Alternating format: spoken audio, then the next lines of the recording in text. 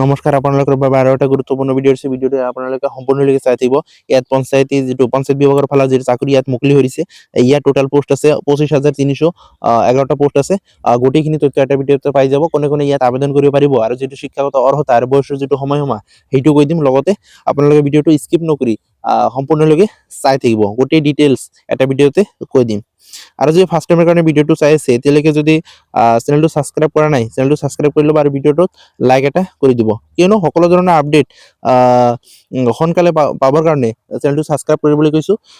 ইয়াত দেখিব পাৰে পঞ্চায়ত বিভাগৰ ফালে যিটো চাকৰি হয়, গ্ৰাম পঞ্চায়ত ভৰ্তি 2026, অৰ্গেনাইজেশ্যন যিটো নেম হয় পঞ্চায়তী ৰাজ ডিপাৰ্টমেণ্ট। ইয়াত পোষ্ট নেমবিলাক দিয়া আছে: পঞ্চায়ত সচিব, light division clerk, revenue staff, copy writer, junior field investigator, leave stock assistant and other post. Total post আছে 25,311 আৰু এপ্লাই মোডটো যে অনলাইনৰ যোগেদি ইয়াত আবেদন কৰিব লাগিব। আৰু কোনে কোনে ইয়াত আবেদন কৰিব পাৰিব? All India male and female. ইয়াত কি আছিল? অমৰ সকলো ল'ৰা ছোৱালী ইয়াত আবেদন কৰিব পাৰিব। তাৰপিছত ইয়াত দেখিব পাৰে পঞ্চায়ত ৰাজ বিভাগ যিটো ৰিক্ৰুটমেণ্ট হয় 2026, এজ যিটো লিমিট হয় ইয়াত মেনশ্যন কৰি দিয়া আছে। মিনিমাম এজ 18 আৰু মেক্সিমাম যিটো এজ হয় 40 বছৰ, মানে 18 পৰা 40 বছৰ যাৰ আছে সেয়ে ইয়াত আবেদন কৰিব পাৰিব।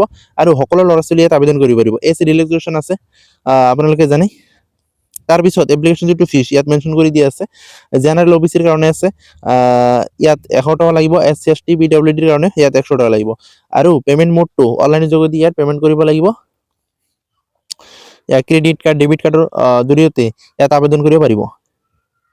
তাৰপিছত ইয়াত দেখিব পাৰে, তাৰপিছত সিলেকশ্যন যিটো প্ৰচেছ হয় ইয়াত দেখিব পাৰে। সিলেকশ্যন যিটো প্ৰচেছ হয়, প্ৰথমত হ'ব ৰাইটিং এক্সাম, তাৰপিছত হ'ব ডকুমেণ্ট ভেৰিফিকেশ্যন, তাৰপিছত মেৰিট লিষ্ট দিব, ফাইনেল মেৰিট লিষ্ট। ইয়াত কি আছে? প্ৰথমত কি আছে? ৰাইটিং এক্সামিনেশ্যন হ'ব। তাৰপিছত ইয়াত দেখিব পাৰে এডুকেশ্যন যিটো কোৱালিফিকেশ্যন হয়, যদি আপোনালোকে 12 পাছ কৰিছিল ইয়াত আবেদন কৰিব পাৰিব। যদি আৰ্টছৰ হয়, ছায়েন্সৰ সকলোৱে ইয়াত আবেদন কৰিব পাৰিব। 10 পাছ কৰিছে, 12 পাছ কৰিছে, সকলোৱে ইয়াত আবেদন কৰিব পাৰিব। আৰু ইম্পৰ্টেণ্ট ডকুমেণ্টবিলাক মই কৈ দিম, আপোনালোকে চাই থাকক। ইয়াত দেখিব পাৰে পাছপোৰ্ট সাইজ ফটোগ্ৰাফ, সিগনেচাৰ, আধাৰ কাৰ্ড লাগিব। লগতে এডুকেশ্যন চাৰ্টিফিকেটটো লাগিব, কাষ্ট চাৰ্টিফিকেট লাগিব আৰু এজ প্ৰুফ চাৰ্টিফিকেটটো লাগিব, এইটো জানি। যদি আবেদন কৰিব বিচাৰিছে সোনকালে আবেদন কৰি ল'ব। আৰু যদি কিবা কিবি জানিবলৈ ইচ্ছা আছে কমেণ্টত জনাব, মই ৰিপ্লাই দিম।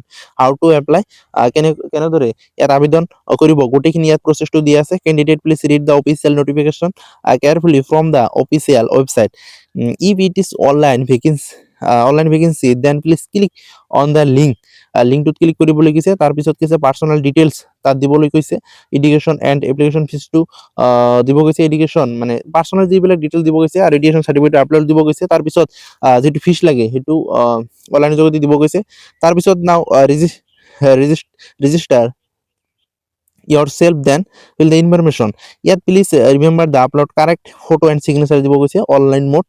তাৰপিছত ইয়াত offline vacancy then please carefully touch all the document online then পে'টো অনলাইন যোগেদি কৰিব লাগিব। ক্ৰেডিট কাৰ্ড, ডেবিট কাৰ্ড আৰু অনলাইন বেংকিং ইয়াত গোটেইখিনি দিয়া আছে। তাৰপিছত ইয়াত দেখিব পাৰে যিটো ইম্পৰ্টেণ্ট যিটো ডেট হয়, online form starting date already started. ইয়াত last date for apply online যোগেদি ইয়াত আবেদন কৰিব। লাষ্ট ডেটটো ইয়াত মেনশ্যন কৰি দিয়া আছে 16 ফেব্ৰুৱাৰীলৈকে আপোনালোকে আবেদন কৰিব পাৰিব।